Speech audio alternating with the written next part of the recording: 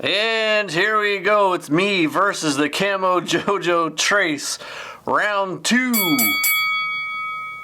Really? So hey guys, welcome to Jase Outdoors. I am Jase, and I'm going to give this camera a second chance, only because I really loved everything about the camera. It just stopped working for me. If you've seen my last video I posted, I loved everything about it up until it would just randomly shut off. It seemed like when it would either update the settings or I don't know. I was back and forth with their tech support, so they sent me a new one to give this one a try, and hopefully I have better luck with this one. So I'm going to unbox this real quick and just go through the setup on getting this camera up and running. It really has to be one of the easiest cameras that I've ever used to set up and get this thing working. So we'll go through this real quick. So they provide you with a mounting block that I think is super nice to have. I like to set mine up high a lot of times, so angling it down, this just makes it super easy. Just attaches to the back of the camera, or you can just use the strap by itself. So of course it comes with that. Then it comes with your USB to USB-C. This can transfer all the images, videos to your computer. Keep in mind the memory is internal in this, so you cannot pull out an SD card on this. All the pictures and videos are sent to your phone. You can download high-res versions from there, but if you want, to store everything, you have to bring this back and plug it into a computer and transfer all the pictures and videos to your computer. It has 32 gig storage inside the camera itself, so there's plenty of room in there. And then they provide you with a DC adapter. Underneath it has your instructions and a quick start guide. And then of course the camera itself. And as I pointed out in my last video, there's really nothing to do to get this thing set up. This is your antenna. You don't have to screw that on, so it's nice and small. You can adjust that to however you like. There is really nothing on the inside. There's no LCD screen or anything. Everything is done on your phone through the app. You change your settings. You look at the photos there, so everything's done through the phone. Your SIM card is already inserted, so you don't have to mess with that. It comes with it. Here's your USB-C port to transfer all your images. A format button down here on the lower right if you want to delete all your photos and videos in the camera. The power button, and then you have a couple status lights with your signal, battery power, and your account settings, and that is it. The only thing that you have to do is insert the batteries, and you just push this button here, a little tray pops out, and it takes 12 AA batteries. I will throw those in real quick. Once you slide that tray in, make sure you hear that little click so that it's locked in there. This camera does have the lock here, so you can, save your batteries, anybody from stealing that sort of thing. So you can put a lock here, and then you have your mounts for your Python lock to lock it to a tree. Then it has your 1/4 threads on the very back and on the bottom as well to mount it different ways. And that's it. That's all you have to do right out of the box. So the next step would be to get this thing added to your app. You have to go to your Play Store, download your app, and they give you a little QR code here that you can scan, right on the box. That will take you directly to download the app.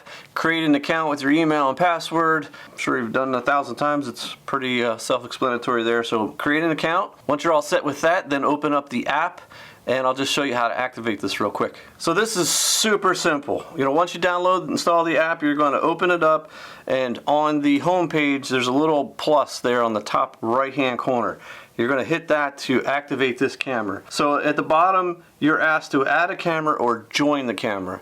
You're going to add this. The join camera means that you are going to share another account, like another camera with a friend or something. So you're going to hit add camera. And then there's two ways to do this. There's the NFC where you just open up the front here and you just tap your phone on that and it activates it. Or the QR code, which you just open up your door, and on the inside of the door here is your barcode.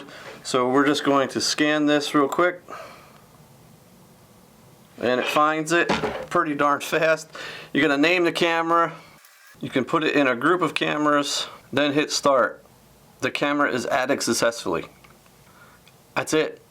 So you go into your app, you'll find all your cameras that you have listed there.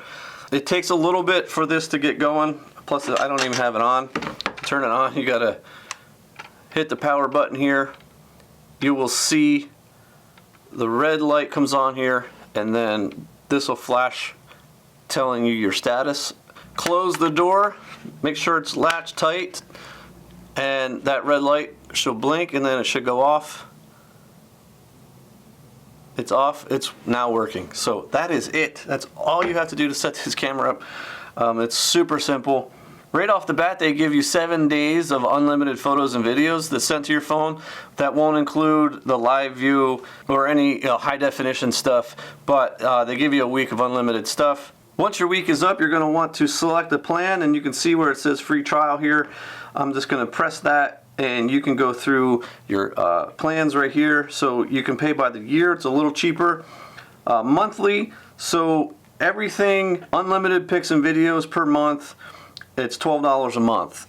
And then we can go to the Elite, which is $8 a month. You get 800 pictures and videos. And then the basic is $5 a month for 300 pics. That doesn't include any high def stuff. So you will just select one, hit agree with the terms and policies, and you'll be up and running. So I'll just go into the settings by clicking this little gear icon. There's nothing down here at the bottom because this thing has to sync with their server. So it does take a little bit here to get going. It really shouldn't take that long, so I'll give it a minute. Okay, so that took about 3 minutes before that would sync with the server. The first thing you're going to want to do is update the firmware on this. So you're going to go into settings. You can already see that there's a little asterisk there behind device info. You're going to click that software version. It means that there is an update for this. So we're just going to select that again and then hit check update.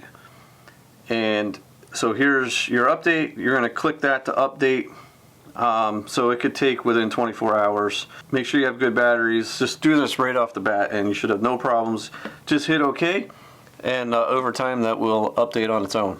Go back to the camera settings, and this is just everything that's default. So work mode is in auto. This is where you don't want to play with things, I think, because if you have this on boost mode, which is the only option that you can use to do the live view, it has to be in boost mode, but boost mode really drains the batteries. I think even here in the instructions it says that you get like 45 days off of batteries. And eco is, it'll send pictures however you have it set in the other settings. So you do it like once every 24 hours, you're going to save a lot of battery life that way. So then in auto, it's just basically a balance between the two. It must put the camera to sleep, and then once you change the settings or something, it'll take a little bit for everything to change. So if you request an HD photo, it's going to take a little bit before it comes in. So I'm just going to test out the auto for now. We're going to back out of here. Camera mode, it's already defaulted to video. I personally like to run my cameras in video mode, and the nicest thing about this camera is it sends you 10-second clips to your phone that you don't have to request a video from. Next you have send frequency, how often you want it to send. Again, if you do real time, it's going to burn up more battery life. I'm going to leave it in there just to really test it this week. Image size defaults to 5 megapixel, that's your photos, and that's the highest it goes. Video size, you want to go to 1080p, we'll hit save there. Then you have your PIR sensitivity, it goes all the way up to 9, I'll leave it at 7 for now. Flash power defaults to high. Then you have working timers if you only want them to work certain times of the day, time lapse. Select what battery you have, water stamp, and cycle recording. You probably want to leave that on so that it'll just keep overwriting all your prior images on there, so you don't have to come out and format the camera. We'll back out of there. We're at our main screen. You can go to album. This will display all the pictures. As you can see, it's already sent 3 videos to my phone. And then from here, you can select the video, hit play, and we'll play the video. If you hit the little double arrow here, it will go to full screen. Of course, you're not going to see it on my phone. Press the map icon down here at the bottom, and it shows you exactly where you put the camera. So I feel like that's kind of a nice little feature, because I run so many cameras, I sometimes forget where I put them. So this just automatically knows where they're at. And then on the far right, you have statistics. I haven't got to play with this enough to see, but it tells you all your triggers, what species it was. As you can see, I got this little bearded, I got to work on this a little bit to match that guy. But it'll show you, you know, buck, does, hopefully, turkeys, vehicles, which is nice. I sometimes set these up in areas just to monitor my property. And scroll down, it'll show a graph of all your cameras here so that you can see how many triggers, which one's working the most. It's going to tell you the temperatures, the barometric pressure, moon phase. So basically, it's just going to give you an idea of when your deer are moving or you're getting the most activity on your cameras. So I'm kind of excited to see what this will do in the fall when, you know, the deer are really starting to change their patterns a little bit. So this is something I'm anxious to keep an eye on, and I think can be kind of fun to pay attention to. So I'll go back to the home page, and that's basically it. I mean, it really is super easy to set up. The app, however, I have a little issue sometimes when I start this up, it doesn't find the cameras. I have to force close the whole app and then reopen it and it finds it. So I know they're putting out updates often and hopefully they can correct this problem, but it's certainly not a deal breaker.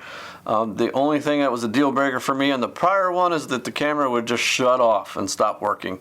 So we're going to try this one. I'm going to leave this on, make sure that update goes through. I'm going to check that on here to make sure before I put it out, just so I know everything is right. I'm going to get this out on a tree and give it at least 2 weeks and see if it shuts off or not. So I'll pop back on here in about 2 weeks. Going back to my first initial test with the PIR sensitivity and the trigger speed, absolutely no troubles there whatsoever. I thought this performed really well in that category. The image quality is really good. Night pictures are really good. No issues there whatsoever. Switching to video mode, well, the camera never did change to 1080, so these are 720p and a 1080p timeline, and that's why they're smaller than the rest of the frame. So this will give you a sense of what 720 looks like.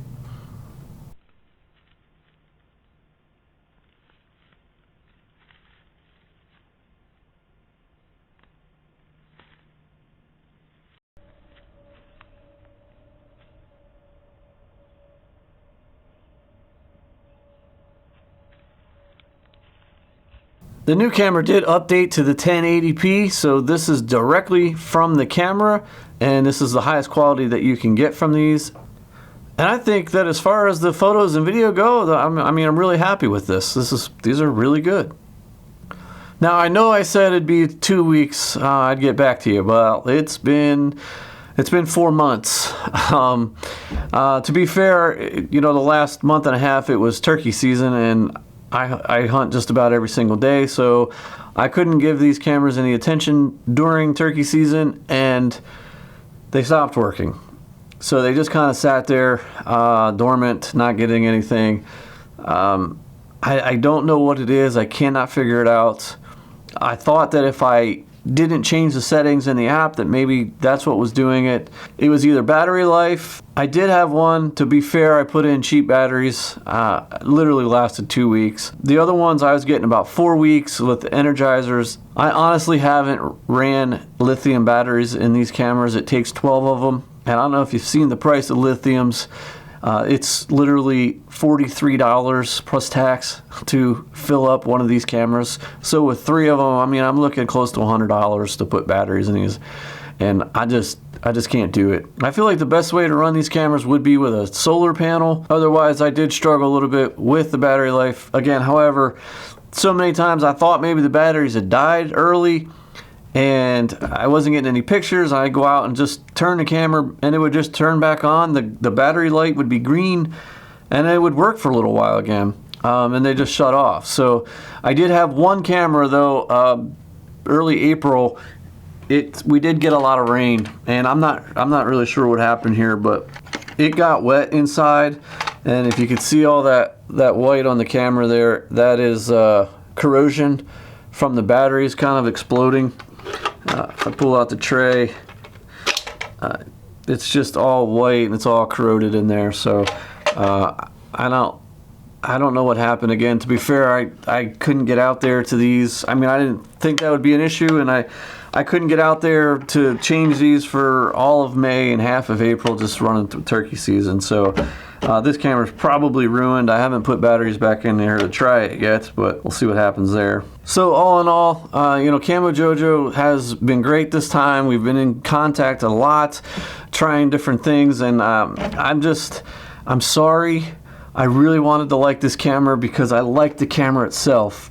If there's just something that they can do on their end to make these things work, a firmware update, I would really enjoy these cameras. But I'm not going to tell you something that they're not. And I know I'm not the only one. I've had a couple of you write to me and tell me that you have the same issue. So I know it's not just me. The app constantly is a struggle because every time I turn it on, it opens up, it won't find the cameras. I have to force close the app, reopen it, and then find them that way. And it's a process that takes way too long to view the photos. I love the fact that these send you 10-second video clips instantly. There's not many cameras out there that even do that. So I love that feature. I love the camera itself. I love the setup. The image quality is good. They've been the most unreliable cameras that I have used. They just require way too much attention. But maybe if you have them close by and, for the price point of these, you don't mind going out and checking them often and maybe changing the batteries or turning them back on, maybe they're worth it to you. I just run too many cameras to deal with that. So I hope that this video helped you in some way. If so, if you could hit the like button and maybe consider subscribing, and maybe it'll help me afford to put lithium batteries in these. Maybe I'll give that a try. But I really appreciate you guys watching, and I'll see you next time.